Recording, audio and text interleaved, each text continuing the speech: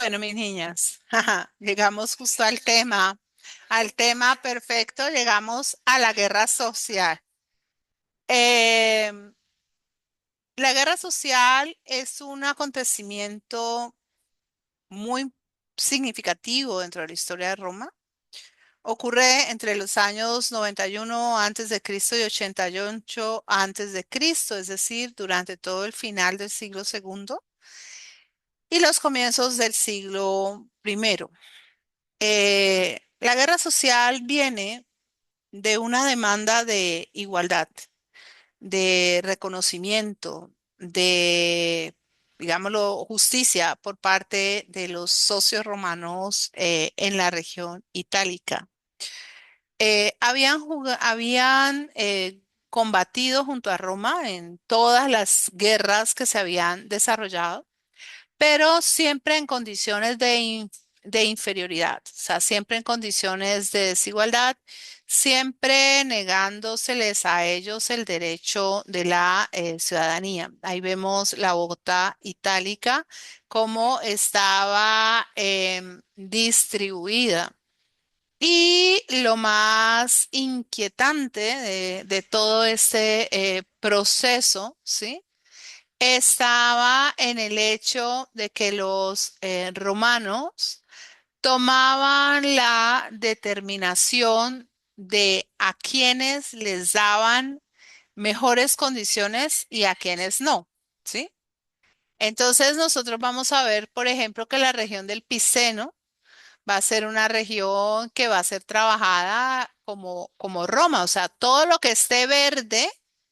Todo lo que esté en verde tiene los mismos derechos y las mismas posibilidades de Roma. Mientras que vamos a ver que todo lo que esté, sobre todo en este anaranjado, está en condiciones de inferioridad. Y para los romanos, mantener esas desigualdades suponía y supuso todo el tiempo el poder manejar la región de manera que le fuera favorable. En medio de las confrontaciones que se dan, aparece una figura muy interesante y muy especial. Su nombre es Marco Livio Druso.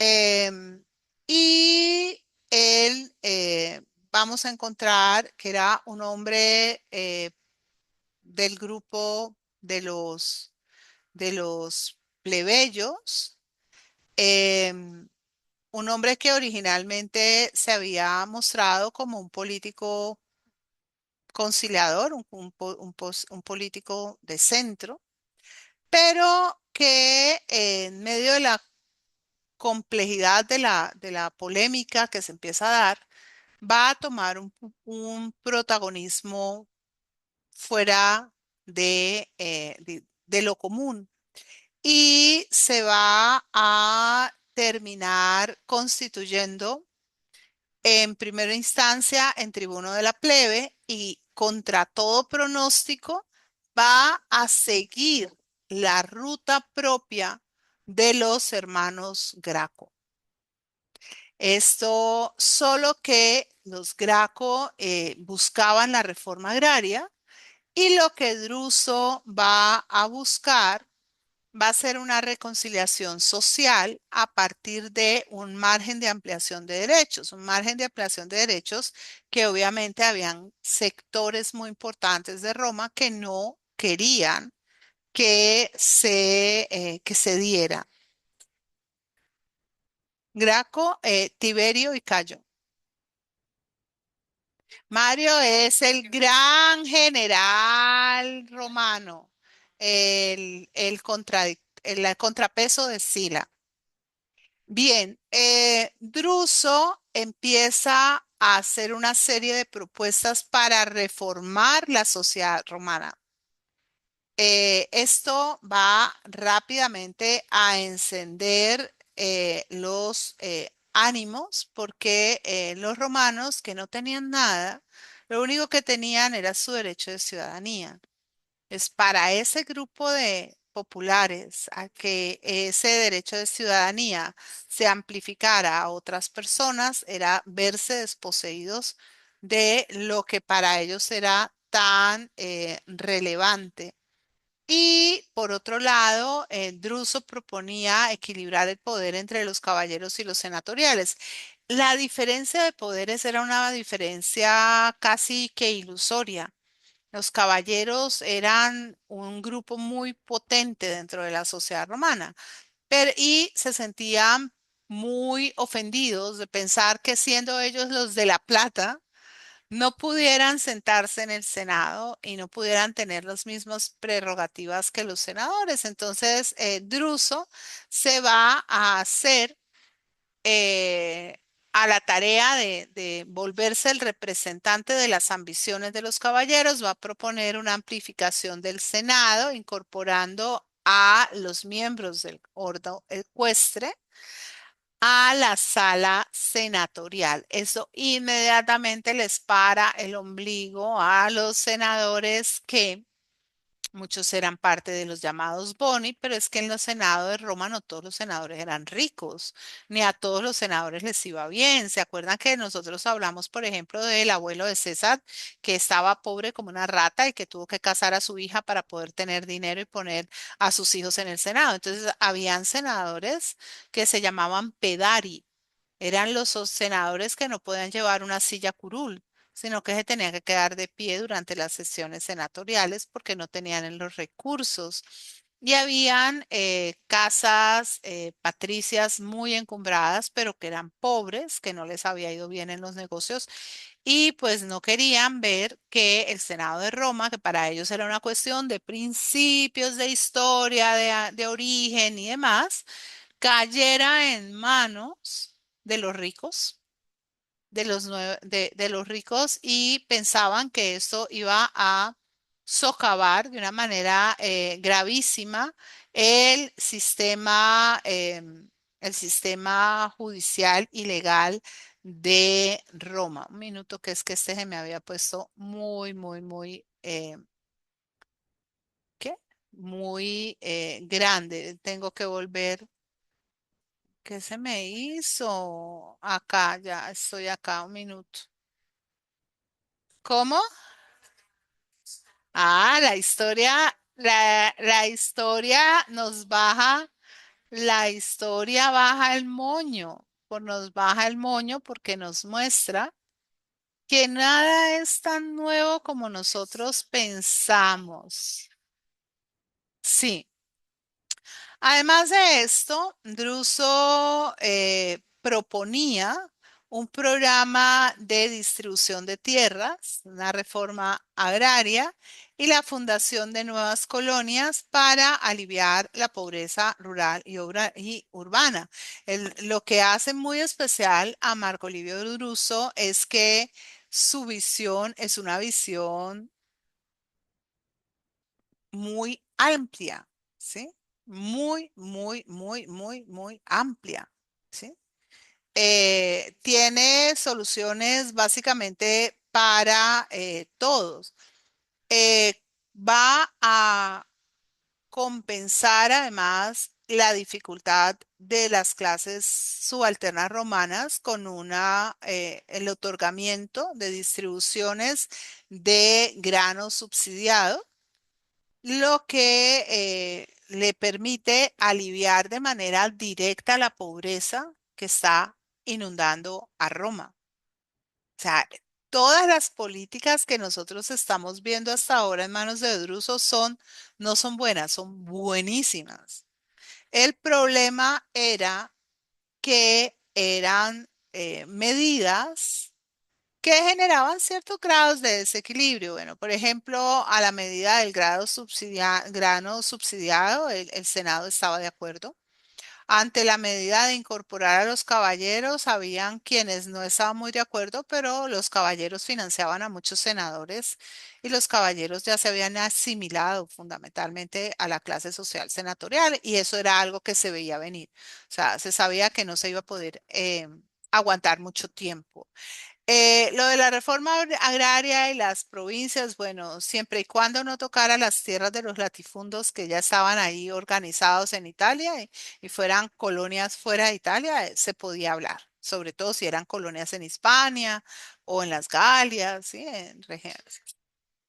Pero resulta que a nuestro querido Marco Livio Russo le dio por proponer darle la ciudadanía romana a los aliados itálicos. Miren que no está hablando de las provincias fuera de Roma, está hablando de los aliados itálicos. Algunos ya la tenían, pero cada vez había más resentimiento y había más grupos que estaban menos proclives a colaborarle a Roma. Había mucho malestar frente a Roma. O sea, la gente estaba empezando a tener un resentimiento que ya se hacía visible. Bien. eh, y resulta entonces que mm, esta situación va a crear un nivel de malestar desbordado. Sobre todo porque él era muy amigo de un Marcio, o sea, un miembro de la comunidad de los samnitas, que había sido una comunidad que había sido tremendamente reacia frente a asumir o aceptar la de esta región, que se había negado muchísimo a aceptar el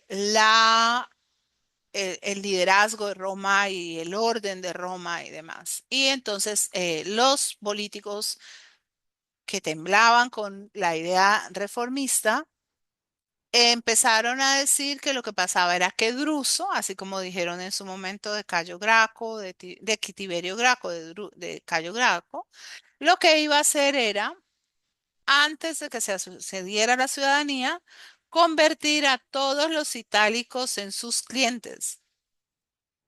Todos iban a jurar lealtad a Druso y Druso se iba a convertir entonces básicamente en el rey de Roma.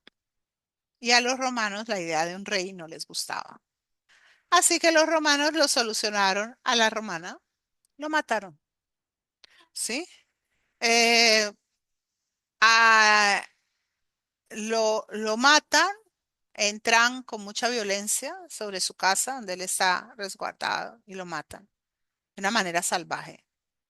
Mm, Inmediatamente la gente itálica que estaba en los alrededores y que estaba cerca de Druso se devuelve a sus provincias y se pone en marcha lo que va a ser la rebelión de los itálicos en contra de Roma. Es decir, si Roma no nos da la ciudadanía por las buenas, entonces le vamos a mostrar cuál es nuestro valor real, ¿no?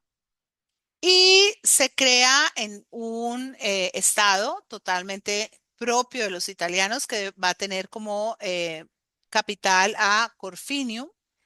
Y empiezan entre el 90 y el 89 una serie de combates fuertísimos entre Roma y los aliados. La gran distancia que había eran los equipos militares, pero peleaban básicamente de la misma manera, porque habían sido ejércitos coaligados todo el tiempo.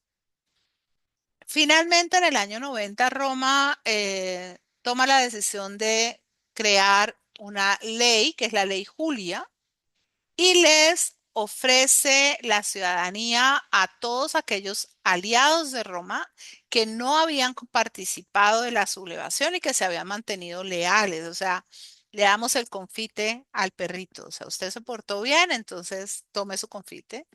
Y aprueban unas leyes de ciudadanía que se llamarán la Lex Plautia Papiria. Las leyes romanas llevan el nombre de los ponentes de la ley, ¿sí? Bien. Eh, obviamente, las tensiones siguieron existiendo,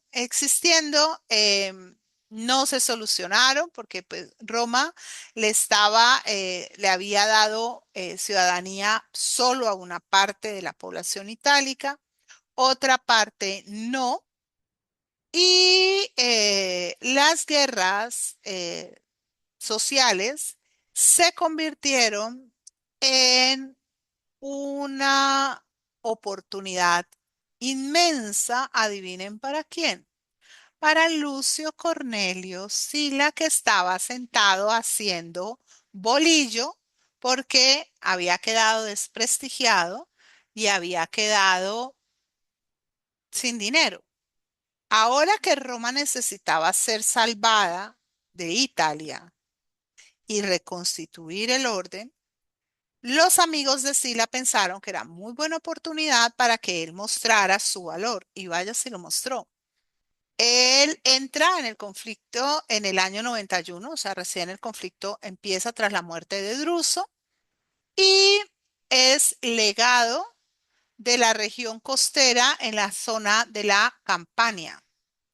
Esto es muy importante porque él va a estar en esta zona. La zona de la campaña va a estar hacia acá, creo, si no estoy mal, en toda esta zona. Y aquí va a tener su punto de apoyo más grande, la región del Picenum. Porque cuando él llega al Picenum, se encuentra con un hombre horrible que era visco y que se llamaba Pompeyo Estrabo. Le decían de cariño el carnicero. Ujú. Ese señor era un caballero vicentino que tenía muchísimo dinero y que había pagado sus propias legiones. ¿Cuánto sería? O sea, tenía su ejército personal. Tenía un hijo que en ese momento tendría unos 17 años, un muchachón bien parecido, muy carismático él, que después, con unos grandes aires de, ¿sí? Grandeza, se puso a sí mismo Magno, Pompeyo Magno, ¿sí? El gran Pompeyo. Bien, Sila se va y es legado, o sea que es una de las figuras importantes dentro del ejército. Puede tomar ciertas decisiones por sí mismo. Y después en la región del Samnio, al mando del cónsul Lucio Julio César, va a lograr sorprender al líder de la rebelión, que era el general samnita Papio Mutilo, y va a conquistar la ciudad de Bovianum. Cuando eso pasa y se sabe en Roma, toda Roma hace que era el punto más crítico.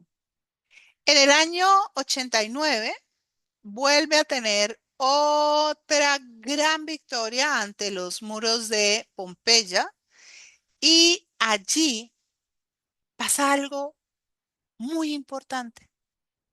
Los romanos son un pueblo meritocrático, ¿quién lo diría? Son muy meritocráticos, o sea, sobre todo en el ejército. Y el ejército romano tiene unas gradaciones, tiene unas coronas. Esas coronas se le otorgan a personalidades que han hecho algo muy importante.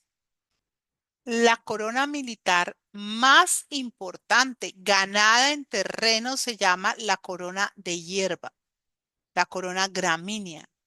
Cuando un general salva una legión,